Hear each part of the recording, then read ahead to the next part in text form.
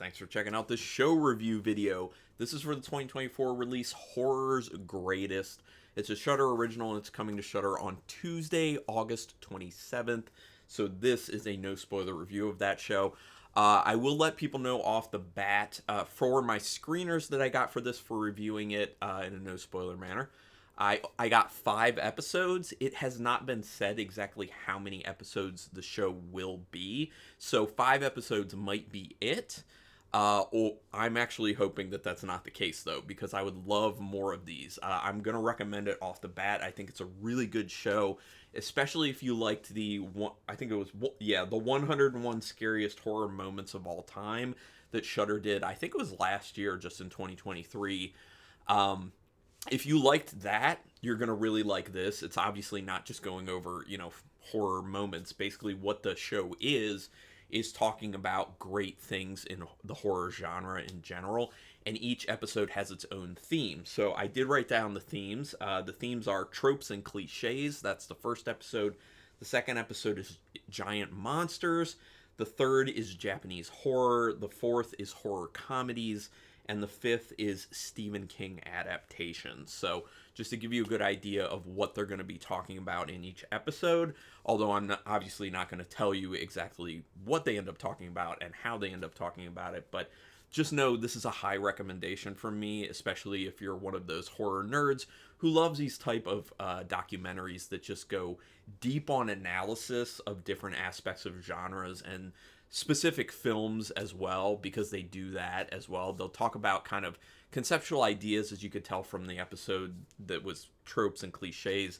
They kind of talk about those tropes and cliches within the horror genre, but then they also end up talking about specific films and how those things play in specific films, and then in the other episodes, how they relate to the overall subgenre they're talking about, or whatever topic they're getting at. So it's a good mixture of talking about more genre conceptual stuff versus specific films and going deeper into those specific films to give you some good analysis.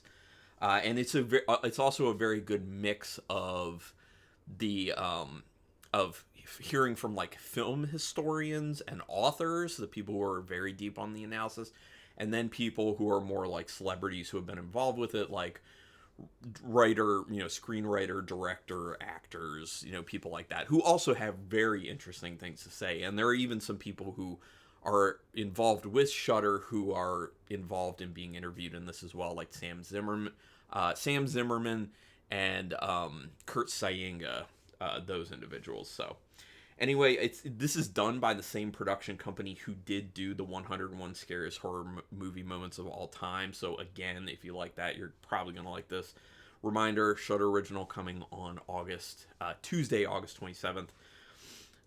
They have some fun miniature puppet introduction for this, which I did not see that coming, and I think that's a really good way to make it feel very Halloween-ish. It really did help get me into the mood of the spooky season. Which it's August when I'm filming this, but if you're big into spooky season, like, you're already feeling it at this point. I mean, as soon as July hits, for the most part, like, I'm already like, here comes Halloween. So the reason I think that Shudder's probably putting this show out now, which I think maybe it's a little early, but that also makes me think maybe there are more than 5 episodes for that reason, is I think they do this whole like 60 days of Halloween typically. It's not just October. They also start to claim September as well, and they'll be like, we're going bigger in September and October just to make it a bigger celebration. So I think that's kind of the reason they're starting the show out at the very end of August, so that they can really kick things into high gear for September. And I'm all for that. I think that's great. So again, hoping for more episodes, because it's very well put together.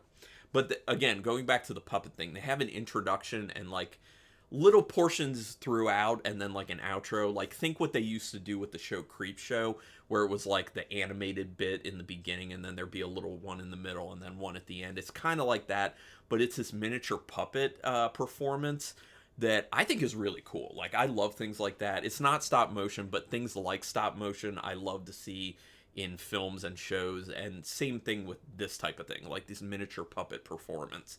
It's just very cool. It looks awesome, and again, like I said, it really got me into the spooky season feeling. I mean, this thing in general did.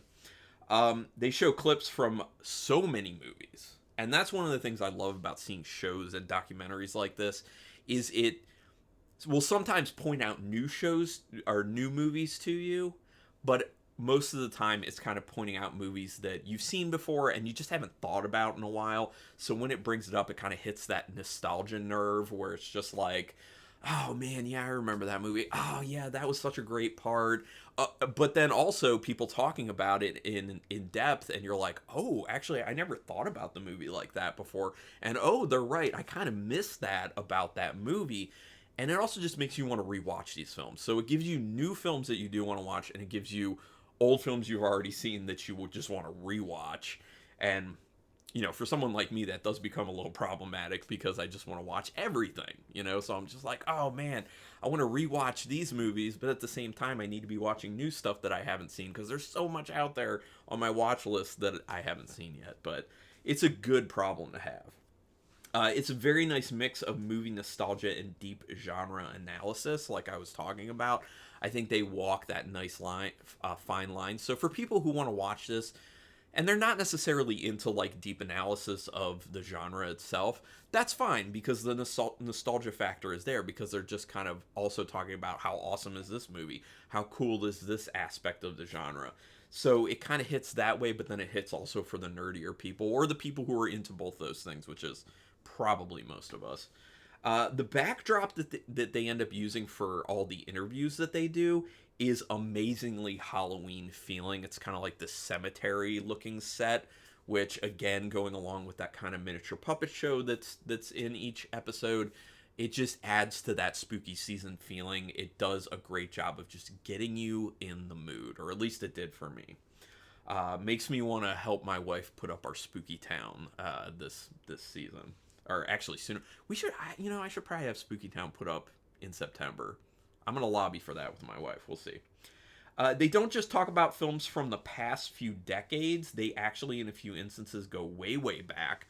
I'm talking about like 20s, 30s, yeah, films like that to talk about, which I think is an important thing when you're doing something like this because most people watching horror films right now are just mainly watching from like 70s up.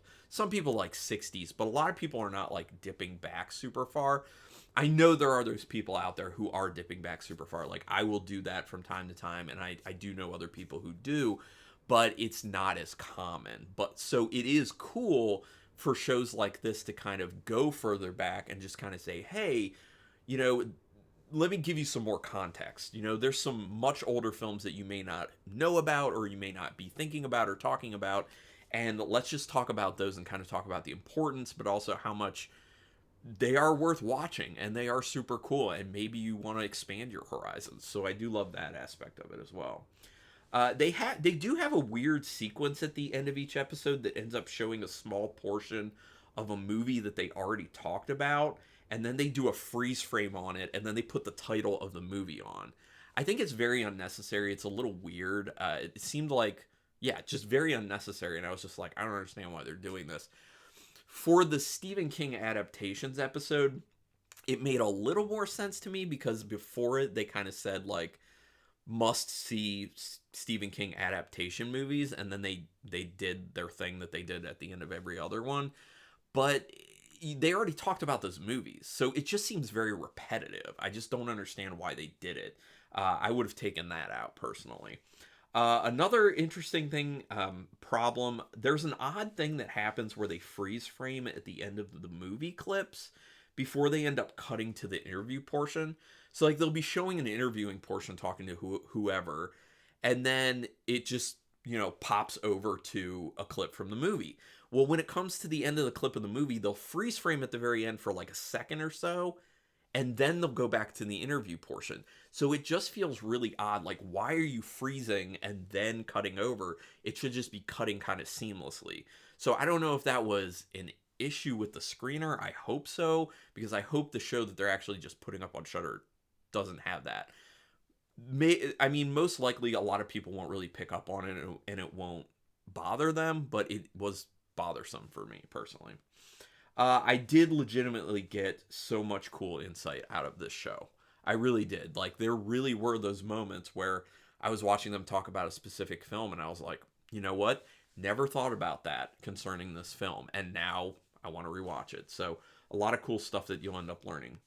And then for anyone who's interested, who already wants to know some of the more interesting people that they end up interviewing in this, everyone has something cool to say.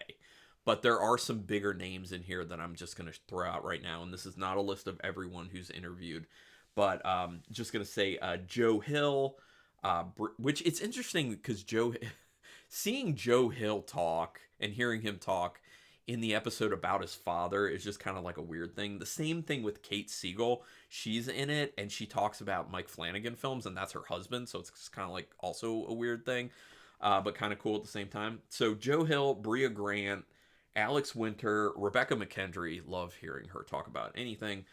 Kate Siegel, Tom Holland, Kurt Sayinga, Sam Zimmerman, David Dasmalchian, Tanana Reeve Dew, another person who I will listen to talk about horror nonstop. Michael Dougherty, Ryuhei Kitamura, Ernest Dickerson, and Mick Garris, just to name a few. There are other people in there, and like I said, everyone has something cool and interesting to say. I think they did an awesome job putting this together. So out of 5 stars, half stars, and play, I'm going to give it a 4.5-star rating. I was between 4 and 4.5, but you know what? It's just so much fun. It has so much interesting information. I'm giving it 4.5-star rating. As far as shows go, I'm kind of a sucker for like these deep dive documentary type shows. So I did really enjoy it. So anyway, would love to hear other people's thoughts on it. Go ahead and put it in the comments. Do me a quick favor, hit subscribe to my channel if you haven't already. I would appreciate that. Hit the notification bell button if you want to know when I'm putting up new videos, and you can thumbs up on all my videos if you want to help me out with that algorithm situation. But anyway, thank you so much for taking your time to watch this video. I do appreciate that. And until next time, keep it brutal.